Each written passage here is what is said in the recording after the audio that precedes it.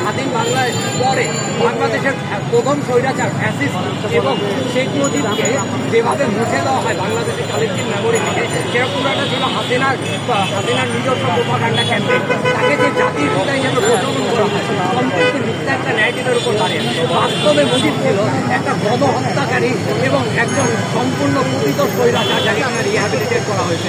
তার ক্রাইমগুলো একের পর এক লিস্ট আপনি বাংলাদেশের বাস্তব ইতিহাসে পাবেন। সে রক্ষী বাহিনী কায়েম করে 40,000-এর উপর মানুষের লাশের স্তূপ তৈরি করেছে এবং সেই লাশের স্তূপের উপর দাঁড়িয়ে সে তৈরি করেছে নিজের স্বৈরশাসন। সে তৈরি করেছিল বাকশাল, যেখানে সে নিরঙ্কুশ একনাথ তন্ত্র কায়েম করেছিল।